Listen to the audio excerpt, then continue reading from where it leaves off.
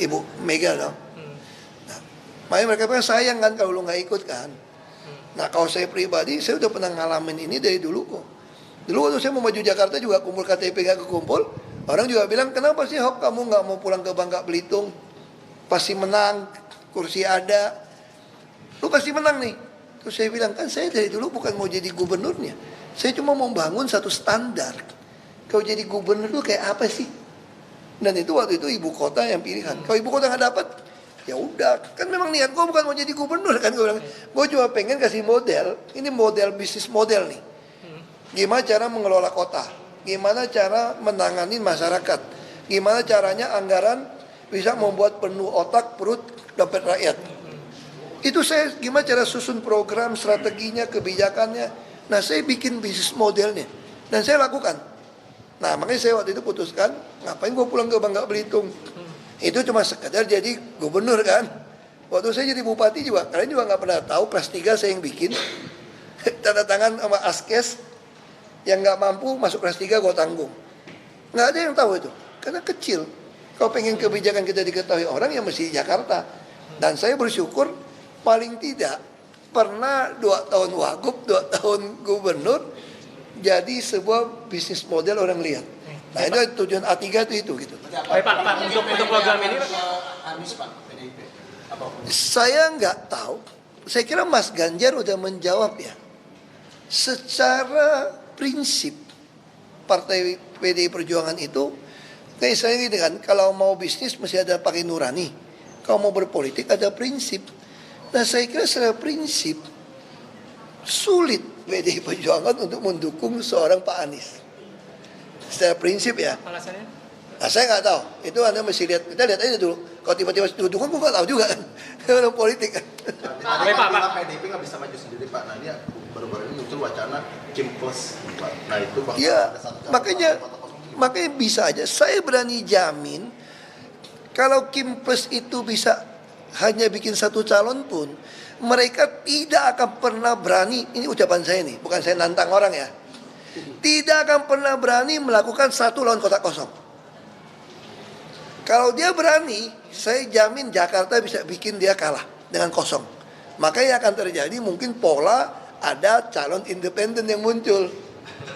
bisa dilihat Jadi itu calon boneka begitu ya Pak? Saya nggak tahu, karena nggak gampang ngumpulin. Kan dulu kan udah independen nggak bisa lolos toh. Bikin list nggak sesuai, tentu lolos. Nah itu bisa kita melihat. Saya kira kalau Kim Plus berhasil, dia pasti akan lawan calon independen. Karena kalau dia lawan kotak kosong akan dipermalukan mungkin. Pak, kan dari Akan habis nanti. dari Pak Anies. RK juga yang tadinya kan disebut di Jabar ternyata ada ini yang Nah itu kan arti kan Kim Plusnya luar biasa dong. Saya kira ini luar biasa kan, karena hitungan orang waktu itu katanya, saya nggak tahu lah. Calon Gerindra nggak mungkin menang di Jabar kalau ada RK nih. Tapi kalau sekarang RK ditarik, berarti calon Gerindra bisa menang. Saya nggak tahu bargainingnya seperti apa. Mungkin di Jakartanya kasih ke Golkar atau kasih ke siapa gitu loh. Bagi kami sih yang penting itu tadi kan, kami ini politisi edukator. Bung Karno, Bu Mega, semua ada politisi edukator. Kita ingin masyarakat tuh memahami soal kekuasaan itu cuma ekses dari berhasil mendidik pemilih. Itu aja sih. Jakarta dong Pak sedikit, ini kan kemarin banyak nih Bapak kan tadi di acara sudah bilang kemarin itu dulu Bapak sudah menyelesaikan masalah anak-anak miskin tidak bisa sekolah. Tapi kan sekarang kejadian terakhir itu guru-guru honorer di Jakarta juga harus kena cleansing Pak. Mungkin ini Bapak melihat ada sesuatu masalah baru masih Pak di Jakarta seperti apa? Aduh, saya nggak gitu ikutin. Tapi dulu waktu saya di Komisi 2 DPR RI, termasuk saya waktu di Jakarta, kan saya yang beresin. Guru-guru honor, kan saya Komisi 2 kan. Bagi saya sederhana lah, bagaimana guru itu, kan kita kenal pepatah, guru kencing berdiri, murid kencing berlari kan. Guru itu harus kasih kehidupan yang baik, juga dilatih dengan baik. Tapi kesempatan sekolah dimiliki semua orang. Nah disitulah saya mau menghemat dulu. APBD DKI itu jangan habis buat pembangunan. Disitulah aku bargaining pulau reklamasi wajib 15%. Termasuk KLB. Sehingga untuk bikin jalan, jembatan segala macam, bikin jaringan LRT, jangan pakai APBD lah. APBD fokus aja bikin perut, otak, dan dompet. Kata Bung Karno, kalau perutnya kenyang, otaknya bisa mikir dong. dompet bisa penuh. Kira-kira gitu aja tugas kita. Terkait Pak, Pak Jokowi Pak, yang untuk- minta maaf di akhir masa jabatan gimana? Gimana, Pak? Apakah Waduh, mesti tanya ke Pak Jokowi kayaknya ya. Tapi saya kira wajar ya. Saya kira menurut saya ya, hampir semua kepala pemerintahan atau di dunia di masa akhirnya itu secara itu pasti menyampaikan permohonan maaf. Karena pasti secara dunia ya, semua pasti kok. Saya juga mengakhiri jabatan, saya juga mohon maaf. Saya keluar dari tahanan juga saya mohon maaf sama polisi, mungkin ada hilaf sengaja nggak sengaja menyakiti mereka gitu kan. Tapi kalau ada hubung-hubungan, apa ada hubungan dengan Tempo keluarin nawa dosa? Lu tanya sama Tempo sama Soal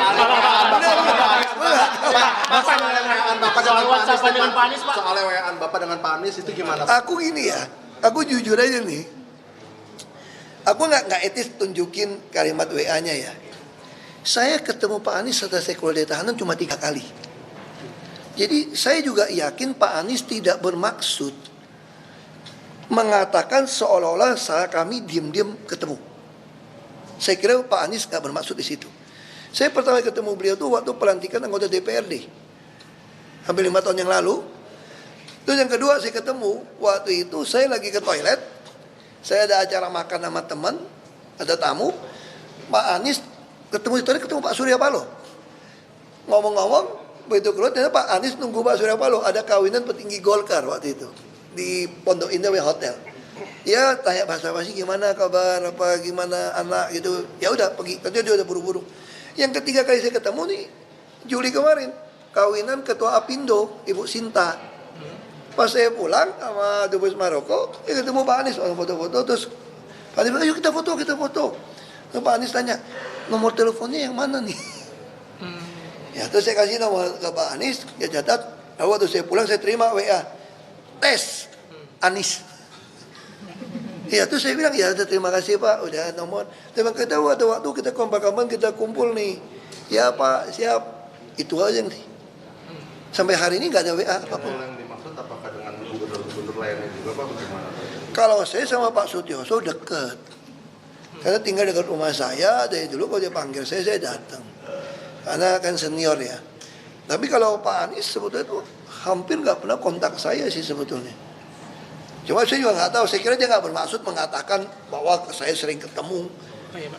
Itu sih. Ya, Pak, untuk Pak Anies itu kan kemarin diwacanakan akan berduet dengan Pak Yusuf Hamka, dan Pak Anies mengaku udah chat Pak Hamka, dan Pak Hamka mengaku juga nggak apa-apa kalau dicocokin Pak Hamka. Tadi Pak Hamka baru telepon saya. Gimana tuh, Pak?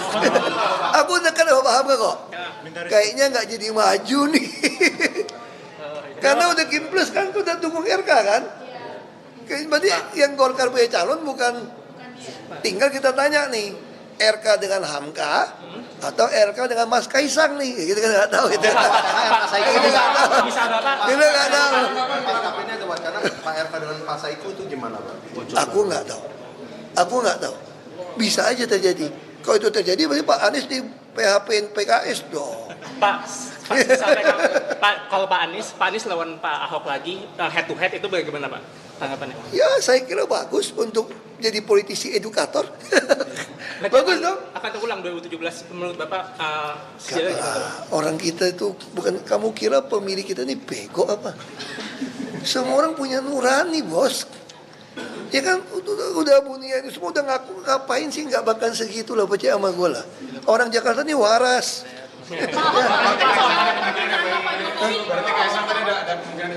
Kita tunggu aja. Ini menarik nih situasi kayak gini. Bilang enggak terus muncul gitu kan, seru kan? Kita nggak tahu. Pak, satu lagi, Pak. Itu kemarin PKB itu Caimin mengaku ketemu sama Mas Ahmad Basara. Nah, dan itu pertemuan dengan itu membahas soal pilkada Jakarta, dan itu salah satunya di PKB ada Mbak Ida. Nah, Mbak Ida kalau dicalonkan dengan Bapak Aku gimana? nggak tahu ya, karena belum dilaporkan di DPP. Ya, teman-teman ya, udah ya. Di antara banyak sumber informasi, kami layak dipercaya. Karena kami menggali lebih dalam, berpihak pada kebenaran, berpegang pada data dan fakta, agar layak Anda jadikan referensi. Kompas TV, independen, terpercaya.